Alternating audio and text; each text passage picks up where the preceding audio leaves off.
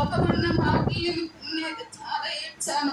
నా దగ్గరికి చెప్పుకోలేక సంఘస్థులు కూడా నేను చెప్పలేదు, దైవజనానికి చెప్పలేదు, మా ఇంట్లో వాళ్ళకి కూడా చెప్పలేదు.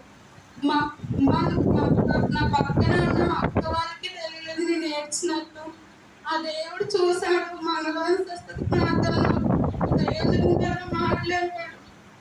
మీరు నవ్విన ప్రతిసారి ఆ బాధతో నేను చాలా ఏడ్చేదాన్ని. అది పైకి చెప్పలేదు, మా అమ్మ వాళ్ళకి కూడా చెప్పలేదండి నేను ఎంత ఏడ్చాను. మా దేవుడికి నాకు మాత్రమే తెలుసు. అలాంటిది మంగళవారం నాకు దేవుడు మాట్లాడాడు. మరి నేను అనుకున్నాను అప్పుడే హృదయంలో, దేవను నా ప్రార్థన వింటే దైవజనుల ద్వారా నాతో మాట్లాడాను. అప్పుడే అనుకున్నాను, దైవజనులు అప్పుడే నాతో మాట్లాడాను. నువ్వు ఎందుకు ఏడుస్తున్నావు, నువ్వు ఇలా అనుకుంటున్నావు, నీ ప్రార్థన దేవుడు వింటాడా లేదా అని అనుకుంటాను. అప్పుడే మాట్లాడాడు. బట్టి దేవునికి వందనాలు. మన దేవుడు ఎంతగానో మాట్లాడుతున్నాడు, ప్రతిసారి మా కిందనే మాట్లాడుతున్నాడు. నువ్వు లోకంతో తెలియకు, నేనున్నాను, నేను నీతో ఉన్నా, నేను వాక్యం ద్వారా ఎన్నోసార్లు మాట్లాడాడు. అలాగే నేను ఇలా ఉన్నానంటే, లోకంతో తెలియకుండా ఎలా ఉన్నానంటే అది దైవజనుల ప్రార్థన, సంఘస్థుల ప్రార్థన.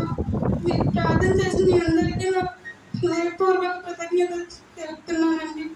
మరి ఇంకో సాక్ష్యం ఏంటంటే, దైవజనులు వాక్యం చెప్పిన ప్రతిసారి నాకు ఆ గోడ దగ్గర 2 కళ్ళు కనిపిస్తున్నాయి.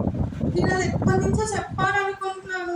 మా నాన్నకి దైవజనులకు చెప్పాను, ఇలా అమ్మ 2 కళ్ళు కనిపిస్తున్నాయి, ఏంటది నా భ్రమ లేక దేవుని కళ్ళు నాకు అర్థం కావట్లేదు అన్నప్పుడు దైవజనులు అన్నారు, నువ్వు ప్రార్థన చేసుకుని దేవుని అడుగు, అదేంటో నీకు చూపిస్తారు అని చెప్పేసి అన్నారు. నేనైతే దేవుడిని అడుగుతున్నాను, అదేంటో దేవుడు దర్శనం ద్వారా చూపించాలని మీ అందరినీ ప్రార్థన జ్ఞాపకం చేసుకోండి.